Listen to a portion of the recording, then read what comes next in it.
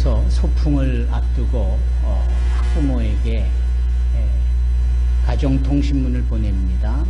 소풍에 대한 안내입니다. 그런데 이렇게 표현을 했습니다. 우천시에는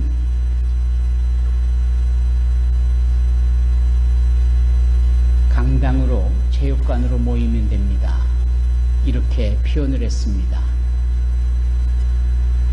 그랬더니 어느 학부모가 학교에 전화를 했습니다. 내가 이 지역을 잘 아는데 우천시는 도대체 어디 있는지 잘 모르겠다고. 그게 어느 학부모님의 실제적으로 있었던 이야기라고 하지요. 그런데 선생님들께는 따로 음식이 마련되어 있고 혹시 소풍에 참석하실 분들을 위해서도 저희가 중식을 마련했으니 그냥 오시면 됩니다 라고 했다라는 거예요. 그런데 또 다른 엄마가 전화를 한 겁니다. 저는 중식보다 한식이 좋으니까 그걸로 마련해 달라고. 그러면 이제 제가 우리 산소망교회 성도들에게 여쭙니다. 여기서 말하는 중식은 무엇입니까? 중국식의 짜장면이나 볶음밥 같은 메뉴 그런 게 아니고 점심을 제공하겠다 이런 뜻이잖아요.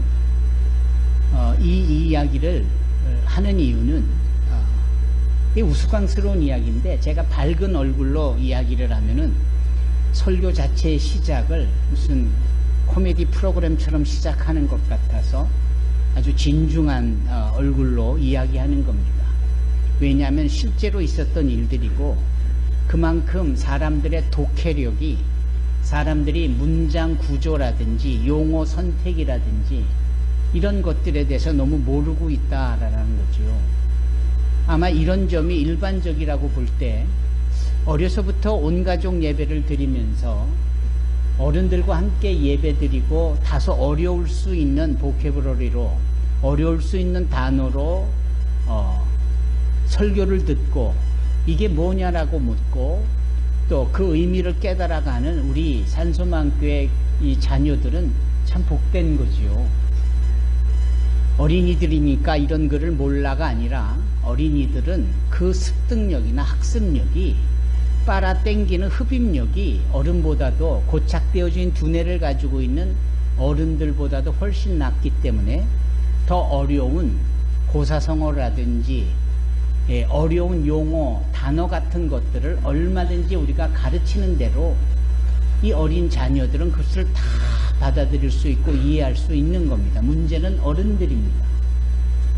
도대체 들으려고 하지를 않거나 자신이 이해하고 있는 내용만 가지고 수용하려고 하는 부분이 고집스럽게 있는 거죠.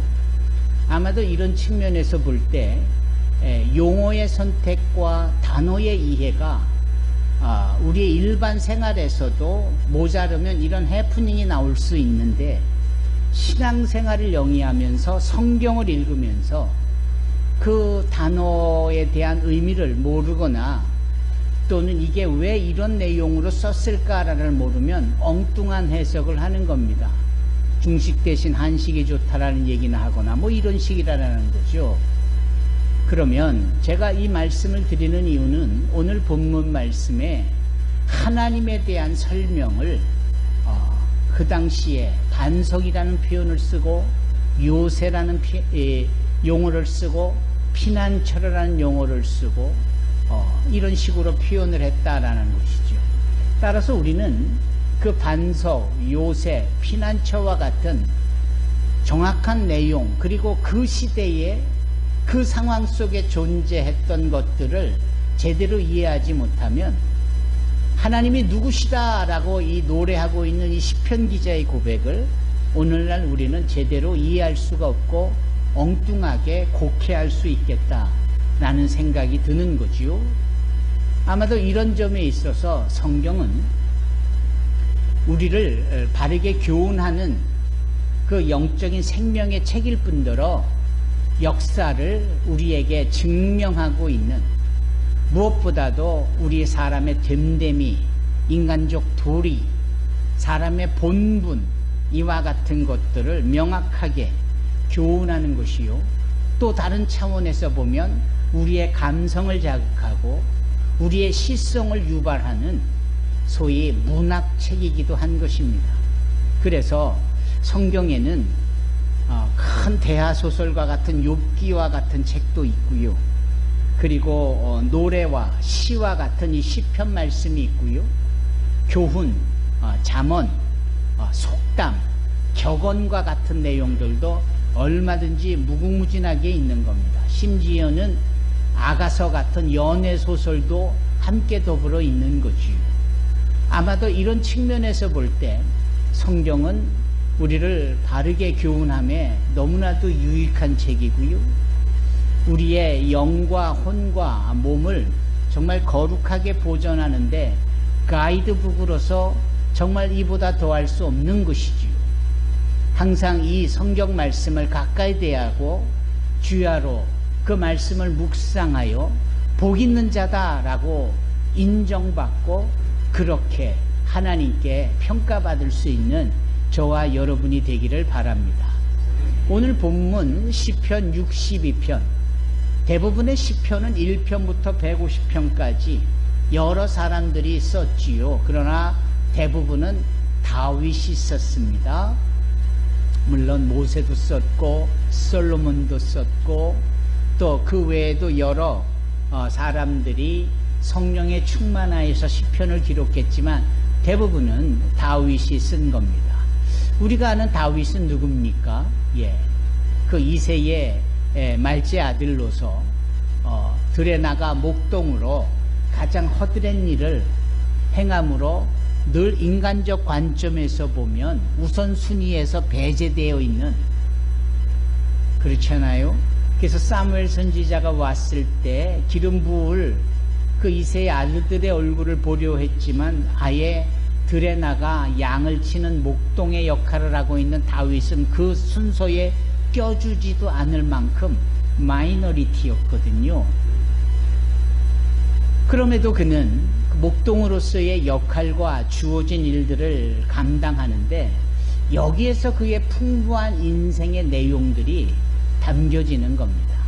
그냥 이 온실의 화초처럼 그 세찬 바람 내 그 힘도 느껴보지 못하고 차가운 바깥 공기와도 단절되어져서 늘 따뜻함만 유지해 있어서 잠깐 반짝 화르르 있다가 어떤 고난에 내놓으면 바로 그냥 시들어버리고 죽어버릴 정도의 연약한 생명력을 지닌 그러한 화초가 아니라 온갖 비바람과 따가운 햇볕과 추운 온도를 다 견뎌내고 그래서 질기디 질긴 생명력을 유지해가는 그런 모습을 지닌 자가 바로 다윗이었습니다. 심지어 그가 양을 치는 목동으로서 살아갈 때에 그의 표현대로라면은 사자도 등장하고 곰도 등장해요. 그만큼 맹수 같은 것들이 와서 양을 잡아먹으려 할 때 이 목자, 목동인 이 다윗은 자신의 생명의 위험은 아랑곳하지 않고 돌팔매를 통하여서 또 가지고 있는 지팡이와 막대기로 그 맹수들을 내쫓고 심지어는 잠깐 다른 일을 할 사이에 그 맹수가 와서 이 양을 콱 물어 제낄 때에 달려들어 그 아가리에서 그 양을 건져내기까지 했던, 그러니까 그는 이 심적으로 대단히 용맹무쌍할 뿐 아니라 육적으로도 대단히 강인한 그러한 모습으로 있었다라는 것이죠. 그가 양들을 이끌며 푸른 초장에서 풀을 뜯기며 목이 말라 할 때 시내를 찾아 물을 먹이면서 움직여지며 보았던 그의 눈에는 푸르디 푸른 하늘과 그 위에 떠가는 구름과 불어오는 산들 바람과 같은 그런 소설의 바람들이 느껴질 뿐만 아니라 한밤에는 정말 은하수의 별이, 여러분 은하수를 기억하십니까? 은하수가 뭔지는 알겠지만 한 번도 보지 않은 우리 자녀들도 있을 수 있습니다. 도시에 살면서 인간들이 만들어낸 불빛과 또 인간들의 탐욕으로 만들어낸 공기의 오염으로 인하여서 공기의 질이 혼탁하고 소위 이 시계가 허락지 아니하므로 밤하늘에 빛나는 별들이 보이지 않는 때가 너무나도 많지요. 그러다 보니까 은하수가 뭔지도 몰라요. 저는 지금도 예전에 저 충남 예산 예당저수지에 그 당시 제가 외할아버지가 낚시를 너무나 좋아하셨는데 이 조홍천 외할아버지를 따라서 그 충남 예산 예당저수지에 가서 2박 3일 동안 낚시하는 자리에 있었는데 저는 고기를 잡는 것보다 그 밤에 쏟아지는 그 은하수에 매료가 됐는데 지금도 그 어마어마한 장관을 잊을 수가 없습니다. 그리고 언젠가 나갈랜드 모콕청이라는 그 북쪽에 위치한 곳에 선교하러 갔다가 그 밤에 쏟아지는 은하수를 보면서 정말 그 하나님의 위용과 어미를 결코 잊을 수가 없는 겁니다. 다윗이 본 게 그런 거예요. 낮이면 낮대로 밤이면 밤대로 그가 늘 보아왔던 이 시각적인 감동은 그에게 영적인 터치로 인하여서 이 모든 대자연의 세계를 만드신 분이 하나님이라는 사실을 자연스럽게 고백할 수 있었고 그 하나님이 자신을 늘 보호하시고 동행해 주신다는 사실을 본인 스스로가 양을 이끌고 양의 필요를 공급하는 목자로서 자신의 삶 속에서 그 하나님의 숨결을 느끼던 자예요. 그러니 그가 입을 열어 고백할 때는 그 고백은 하나같이 하나님과 자신 사이에 믿음이라는 매개체를 통하여서 삶 속의 경험치를 가지고 그 하나님에 대한 설명과 표현을 하는데 조금도 부족함이 없었더라는 것이죠. 그러니 그가 노래하고 그가 기록하고 그 마음에 느꼈던 것을 입으로 구전으로 전달할 때 그게 다 모아져서 시편이 된 겁니다. 조금 아까 우리 찬양팀들이 세상과 나는 간 곳 없고 구속한 주만 보이도다. 이러한 위대한 노랫말이 어디 있습니까? 이 찬송 속에는 그런 노랫말이 가득한데 그 찬송을 기록한 사람이 언젠가 문순영 권사도 언급했지만 파니 제인 크로스비로서 그가 사고로 시력을 잃고 난 다음에 볼 수 없는 시각적 장애 속에서도 구속한 줄을 볼 수 있다라고 노래하잖아요. 이런 거는 단순히 문학적 감성으로 표현되는 게 아니라 주님을 인격적으로 만난 자들이 고백할 수 있는 위대한 표현이지요. 우천시를 얘기했고 중식을 얘기했지만 여러분 살아가면서 느끼는 우리의 문학적 감성은 하나님의 주시는 그 영혼의 표현으로서 허락되어진 것이기에 우리가 그냥 입이라고 아무 말이나 짓거리도 내놓는 게 아니라 이렇게 정제되고 예쁜 말, 고운 말, 정말 아름다운 표현으로 표현할 수 있어야 한다라는 다윗이 그랬어요. 다윗이 그래서 그가 기록한 모든 말들을 여기 성령의 감동이 되어져 기록되어져 시편으로 오늘날 우리에게 주어지고 있는데 여러분이 시편을 읽으면 읽을수록 하나님께서 우리에게 베푸신 일들을 그 어떤 말로도 다 표현할 수 없을 만큼 위대하고 장엄하고 위엄이 있고 Almighty, Marvelous, Excellence 영어 단어로도 표현이 다 안 될 만큼 great한 그런 표현들로 가득한 겁니다. 그런데 다윗은 거기에 한술 더 떠요. 한술을 더 뜬다라는 것은 자기가 그러한 자기 주관적 표현을 얼마든지 할 수 있는데 자기보다 더 시성이 있고 자기보다 더 은사가 있고 뭔가 기술적으로 재능적으로 자기보다 뛰어난 사람이 발견되면 다윗은 그 사람을 앞세웁니다. 참 대단하지요. 이건 단순한 겸손함이 아닌 거예요. 하나님 앞에 가장 더 좋은 것으로, 최고의 것으로 드리려고 하는 정말 아름다운 구도자의 자세예요. 경쟁적으로, 상대적으로 내가 앞서서 내가 주도하는 이런 거 말고, 내가 그렇게 했더니 은혜가 있었대, 좋아하고 있는데 내가 보니까 다른 사람이 할 때 더 은혜가 있었다, 그 사람을 앞세우는 거, 이거 대단한 거죠.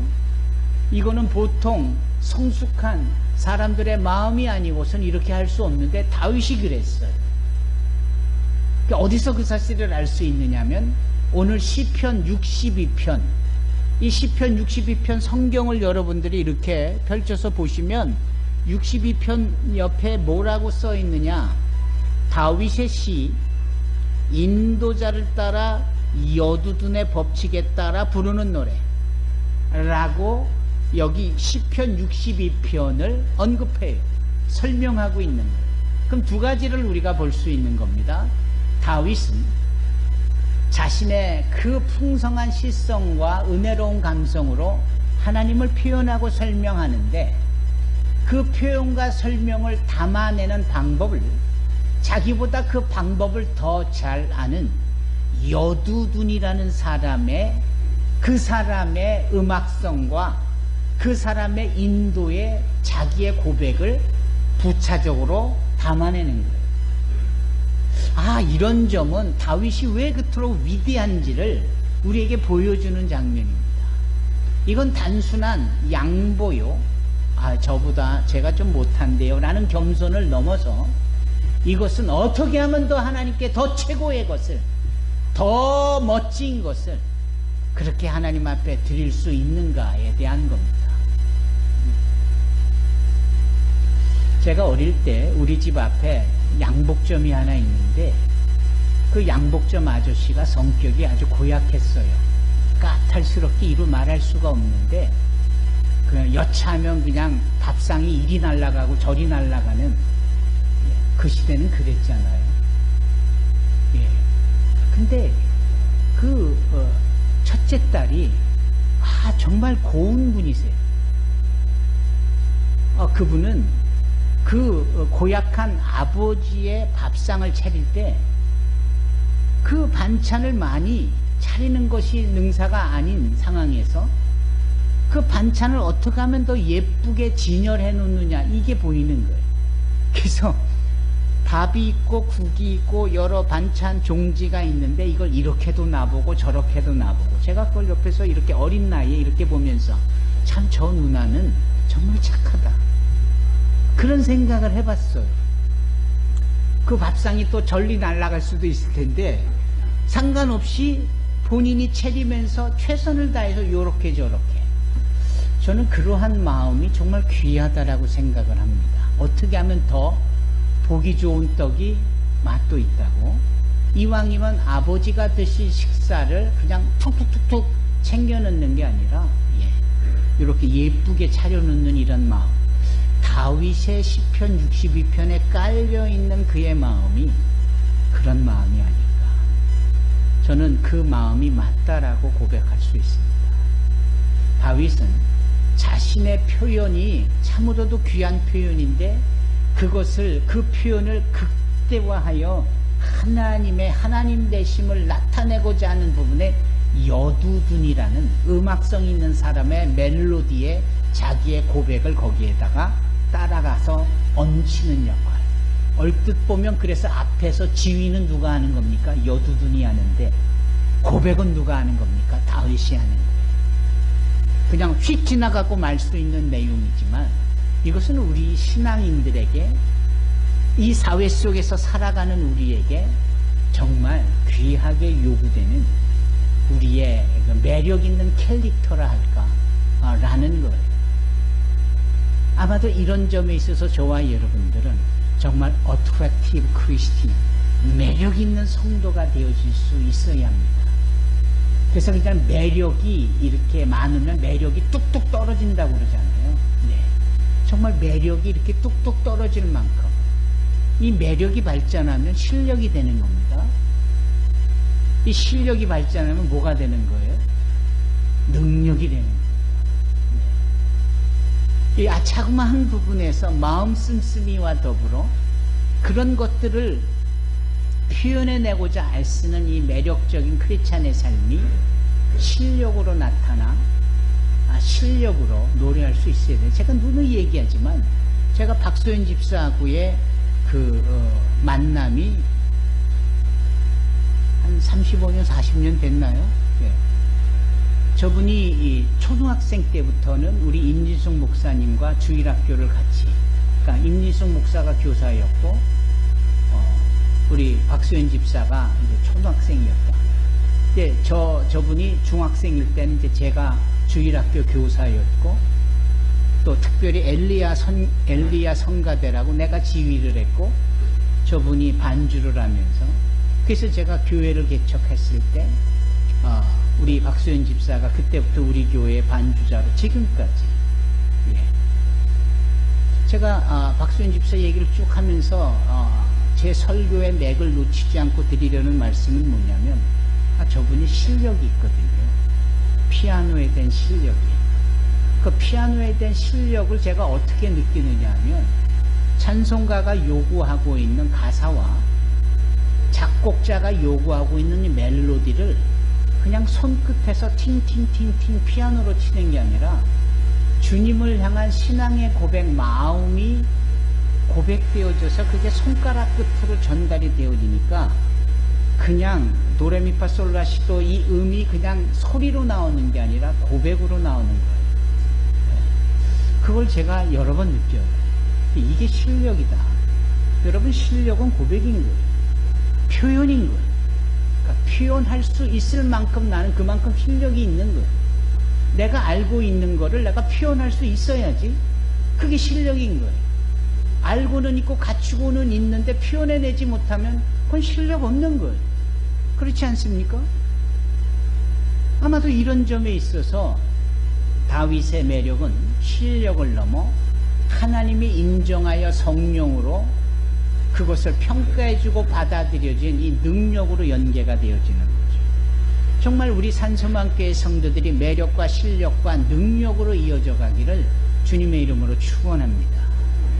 어디서든 예쁜 마음, 고운 말 할 수만 있다면 더 좋은 것으로 하나님께 영광 올려드리는 이 자세와 태도가 이 시편 62편을 통해서 우리에게 각인되어지고 글이 되어져 갈 수 있는 저와 여러분이 되기를 바랍니다.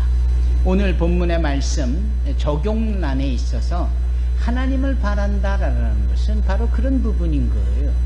하나님을 표현해내는 것. 하나님이 나의 구원이 되시고 반석이 되시고 요새가 되시고 피난처가 되어주시는 이런 부분들, 이런 것들이 기도로 표현되어져야 되고 얼굴의 표정으로 표현되어져야 되고 삶의 발걸음 속에서 표현되어져야 하는 겁니다. 이건 정말 중요한 거예요.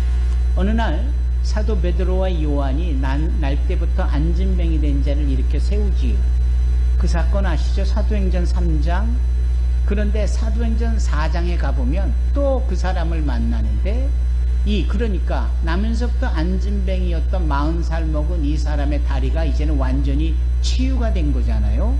그래서 이 사람이 기적을 경험하면서 여기저기 다니고 걸으면서 평소에 못했던 것을 만끽하고 있을 때 저기에 딱 보니까 두 사람이 있는데 그 사람이 누구냐? 베드로와 요한인 건데 이번에는 베드로와 요한을 뭔가 얻으려고 한 푼 줍쇼 했던 그 정면으로 보던 게 아니고 두 번째 만났을 때는 이 베드로와 요한의 뒷모습을 보아요.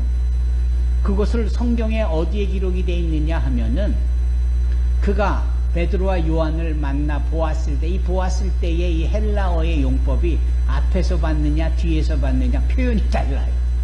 뒤에서 본 겁니다. 뒤에서도 봤는데도 베드로와 요한의 따뜻한 마음과 넉넉한 성령의 능력을 행할 수 있는 그러한 의지하고픈 모습들이 보여진 거예요. 그래서 이자가 달라가 그 뒤에 두 사람을 탁 껴안고 업히는 듯한 장면이 성경에 있는 거예요. 그러니까 이 내용인즉슨 결국은 무엇을 의미하는 거냐면 표현이고 드러나져야 하고 그것이 정면에서뿐 아니라 옆에서 뒤에서 위에서 아래에서 어디서든지 여러분 우리가 하나님을 바란다라는 것은 그분은 이미 우리의 생명의 근원이 되시고 우리의 복의 근원이 되어주시고 우리를 살려내시는 분에 대해서 우리가 이미 익히 알고 있습니다. 다만 우리가 하나님을 바란다라는 것은 그 하나님을 붙잡고 따른다라는 것을 의미하는 것이며 그 하나님의 어느 모습을 여기 반석이요 요새다라는 거죠. 반석은 바위예요. 이 바위, 조그만 돌을 바위라고 말하는 사람은 없을 거예요. 적어도 덩치가 있고 크고 몇 톤씩 나가고 언제든 그 자리에 있고 또 그 위에 올라가면 세상이 다 보이는 듯한 그런 웅장함이랄까. 다윗은 양을 치면서 늘 접했던 그 바위 항상 그곳에 계시며 항상 나로 하여금 그 반석 위에 올라가 멀리 바라볼 수 있는 비전과 시각을 허락했던 그 반석이야말로 나의 인생의 하나님이시다. 맹수와 싸우다 피하여야 될 때 바위 위에 올라감으로 안전하게 보호할 수 있었던 경험 속에서 하나님은 나를 그렇게 보호하시고 인도해 주시는 반석과 같은 분이시다. 그는 이러한 고백을 하는 겁니다. 여기 그에게 요새라는 말을 쓰지만 요새는 카스트로 성이에요. 성. 예. 꼭 성문을 걸어 잠그면 안전한 것이죠. 그 성이라는 것은 성을 지키는 왕의 지배와 통치의 의미를 의미하는 것이죠. 하나님의 품에 안길 때 그분이 나를 안전히 보호하시고 나를 따뜻하게 위로하시고 하나님께서 나에게 그렇게 일일이 주관하시고 지시하시고 함께 해주시는 동행이 있는 곳 요새예요. 성인 것. 이 다윗의 고백이 저와 여러분들의 이 복잡다단하고 시대가 하수상한 이때에 그 하나님만을 반석이요 요새로 믿고 고백할 수 있는 저와 여러분이 되기를 바랍니다. 오직 주님만이 우리의 구원이 되시며 주님만이 우리를 평안으로 인도하시면 주님만이 우리의 진정한 반석이 되어지리라 믿습니다. 아주 어릴 때에 국어책이었는지 도덕책이었는지는 잘 모르지만 형하고 아우가 등장을 해요. 형 아우가 이제 논에서 추수를 해가지고 볕단을 쌓아놨는데 형이 밤에 가서 자기 볕단을 은근슬쩍 동생 밭에다가 옮겨놓는 거죠. 그랬더니 또 동생은 그런 줄도 모르고 동생은 동생대로 또 밤에 나가서 자기 밭에 있는 자기의 추수한 볕단을 또 형 밭에다 갖다 놓는 거예요. 그게 뭐예요?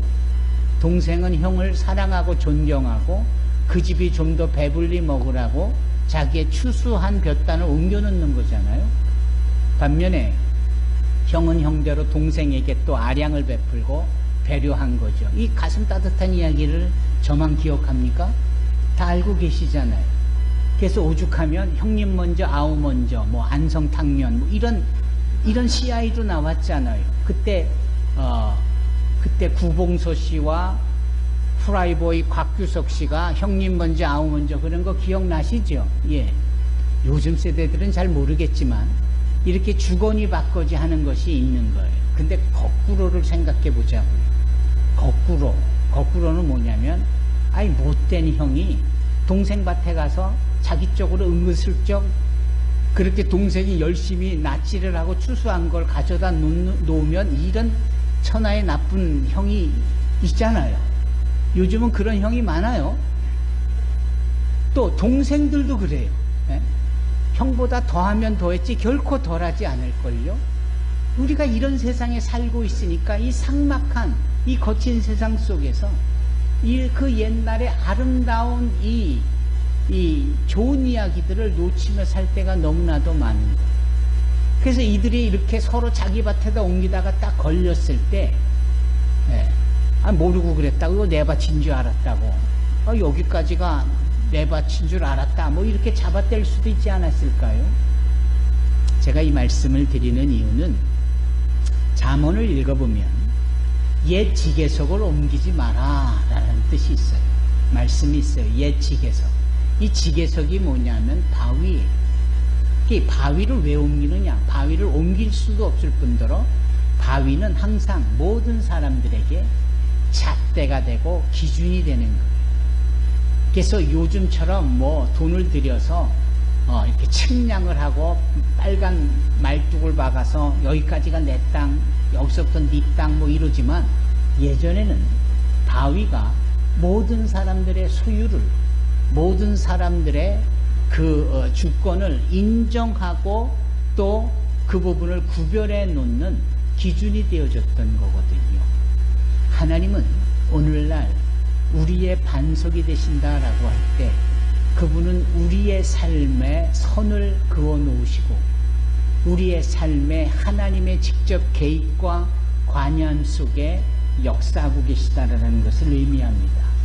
문제는 우리가 그걸 인정하지 않고 그 하나님의 반석됨을 거절하여서 우리 임의대로 내 지경을 넓히려 하고 있고 우리 멋대로 세상 것에 눈을 돌리려 하고 그것까지도 소유하려는 모습들이 얼마든지 있다라는 거죠. 3000년 전 이 다윗의 위대한 고백, 여호와는 나의 반석이다 라는 이 고백은 오늘날 우리가 우리의 복잡다단한 사회 속에서 우리가 어떻게 살아야 하는지, 우리가 하나님 외에는 그 어떤 것에 대한 욕심이나 또는 어떠한 더 취하려고 하는 탐욕이 없는 우리의 위대하고도 또 순전한 신앙의 고백이 될 수 있다라는 것이죠. 여러분, 욕심이 들거들랑 여호와는 나의 반석이시다. 이 시편 62편의 이 다윗의 고백을 읊조리시기 바랍니다. 뭔가 조금 더 먹고 싶을 때 딱 그 입에 여호와는 나의 반석이시다 라고 말하면서 숟가락을 놓을 수 있기를 바랍니다. 아주 자그마한 것부터 시도해가면 단순히 다이어트에만 좋은 게 아니라 우리의 마음과 심령이 소위 어떻게 실력과 능력으로 이어지면서 하나님의 주신 것으로 만족해하고 감사하고 하나님이 정해놓으신 선을 넘지 않는 범위 내에서 우리가 영적으로 충만하고 그렇게 주님과 동행할 수 있겠다라는 것이죠. 아무쪼록 우리 산소망교회 성도들이 그러한 삶을 살기를 주님의 이름으로 축원합니다. 기도하겠습니다. 거룩하시고 사랑이 많으신 하나님 아버지,